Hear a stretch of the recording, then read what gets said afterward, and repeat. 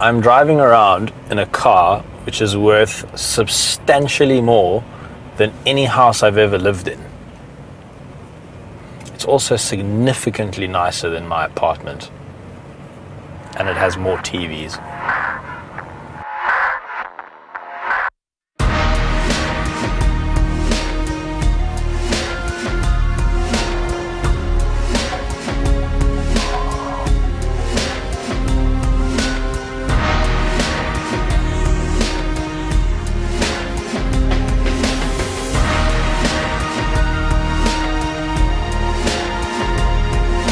The official name of this car is the Rolls-Royce Ghost Series 2, which of course means that there was a Series 1. And when they set about designing the Series 2, the head designer of Rolls-Royce told his team, I want you to have sharp pencils at the beginning and sharp pencils at the end. In other words, don't change very much.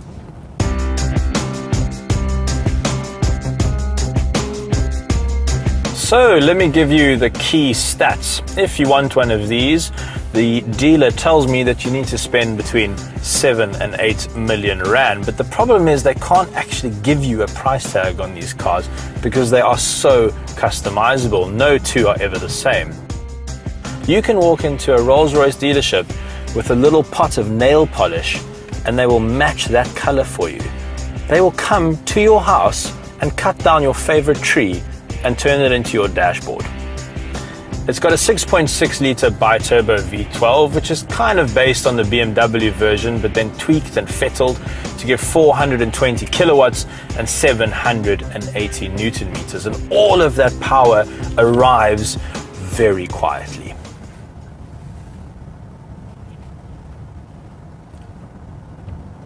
Nothing. All of those numbers pale in comparison to the figure of its 0 to 100 time, 4.9 seconds, which means that in a robot-to-robot dash, you could take on cars like the Audi S3, Volkswagen Golf R, BMW M135i. Oh, that is ridiculous. 100 k's an hour. Yeah, that just happened.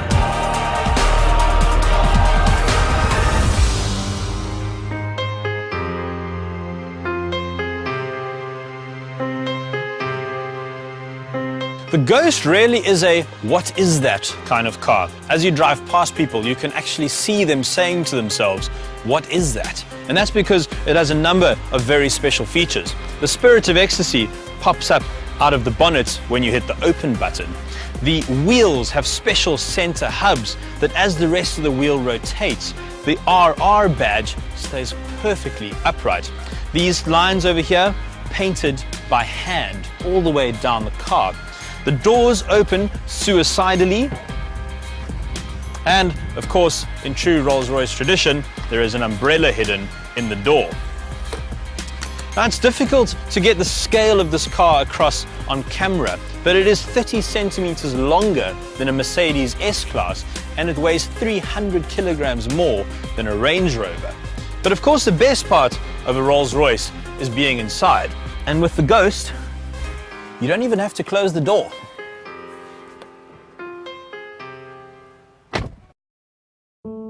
Often the real mark of luxury is not defined by what an object is made of, but rather by how it is made. The handcrafted interior of the Ghost is exceptional, with beautiful detailing everywhere you look. The more modern bits and pieces are borrowed from BMW, but Rolls-Royce has customized these elements almost beyond the point of recognition. Regardless, they are drowned in a sea of perfectly stitched leather, 2-inch thick lambswool carpets, and high-quality silverware. And with double glazed windows, it is unbelievably quiet in here.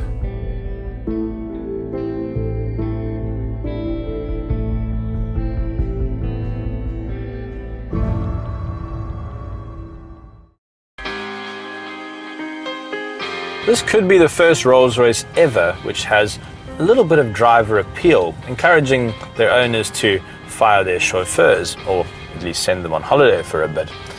But as good as the front seat is, I have a feeling the back seat is even better.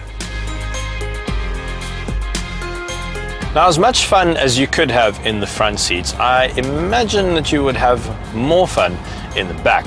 Now, it looks like I'm in a very luxurious car. There's acres of space, but if I fold down this center stack, it reveals a whole host of new toys. Each seat is actually built independently, so I can recline my own seat, and each passenger is given their own iDrive system, which they can control independently. So I can do things like change the radio, change the CD player, because people who have Rolls-Royces probably still use CDs. If I'm feeling peckish, you can spec your Rolls-Royce with a picnic table. Look at that, high gloss piano black finish, obviously. The way that thing folds out of the chair is brilliant. The best toy in the back here is not even the iDrive system, it's this, a fully spec'd champagne fridge. Look at that. That'll take a couple of bottles of Verve. Fold that back away though, because I think the best way to enjoy a Rolls-Royce is with your eyes closed. I am so comfortable. I think that is the real success of a Rolls-Royce, is that it can provide all of that power, but completely quietly, and still make you extremely comfortable. It is effortless, this car. If you do end up spending 6 or 7 or 8 or 9 million rand on a Rolls-Royce, your money will buy you a very nice car, no doubt. But what it really gets you is a Rolls-Royce. And I've been racking my brain trying to think of anything that supersedes this car. I mean, you could get a supercar and it would be very, very fast and very fancy, or you could get a hypercar like a Koenigsegg and it probably cost more. But are those Rolls-Royces? It's a brand that has become synonymous with the best. It's even been accepted into the English language as a metaphor for the best. It's the top of the motoring pile. But in terms of status, what else is there?